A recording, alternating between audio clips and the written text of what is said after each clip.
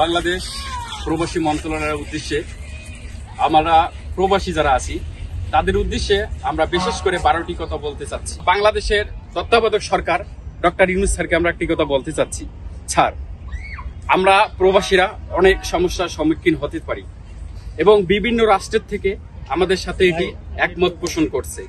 আমাদের সমস্যাটি হচ্ছে আমরা চাই আপনার দ্বারা এটি বাস্তবায়ন হোক, কারণ স্যার আমরা পরবর্তী সরকারের দ্বারাই এটা বাস্তবায়ন করতে হলে দেরি হতেও পারে, কিন্তু আমরা চাই আপনার দ্বারা এটি বাস্তবায়ন হোক। আমরা আশা করি স্যার অবশ্যই এটা আপনি আমাদের এই প্রবাসীদের সমস্যা সমাধান আপনি করতে পারবেন, প্রবাসীদের এটি বাস্তবায়ন করবেন। বিভিন্ন রাষ্ট্র থেকে আমাদের সাথে একমত পোষণ করছে। আমাদের 12টি দাবা আছে, তার মধ্যে সব থেকে একটি গুরুত্বপূর্ণ হচ্ছে যে আমাদের প্রবাসীদের লাশ ফ্রিতে দেশে নিতে হবে, এটি 100%।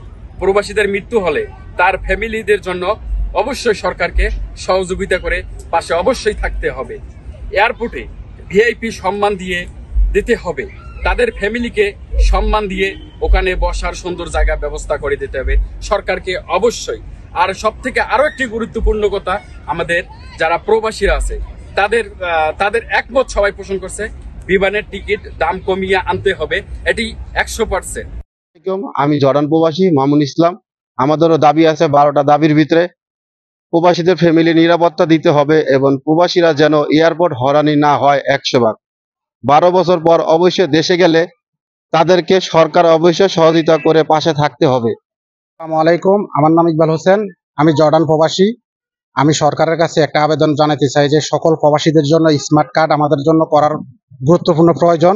সকলের কাছে আমাদের এটা সকলে মিলে আমাদের দাবি সরকারের কাছে, বর্তমান সরকার এমনকি ভবিষ্যতে যে সরকার আসবে তাদের কাছে আমাদের এটা সম্পূর্ণ দাবি থাকলো।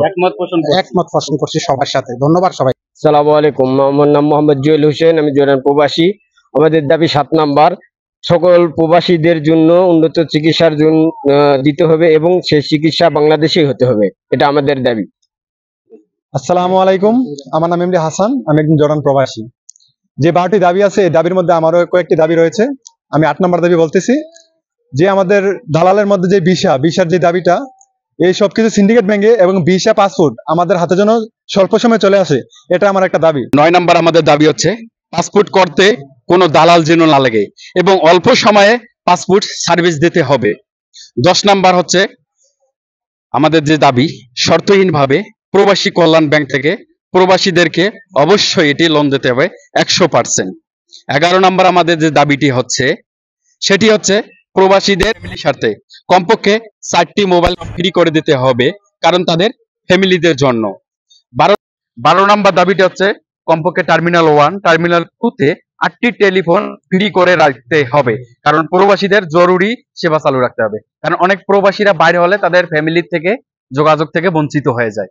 আর কথাটি হচ্ছে আমরা এটা কোনো রাজনৈতিক দলের উদ্দেশ্যে বলছি না, আমাদের কথা হচ্ছে বাংলাদেশে অনেক রাজনৈতিক দল আমাদের কথা বলে, কিন্তু মুখে মুখে বলে, অন্তর থেকে কেউ বলে না।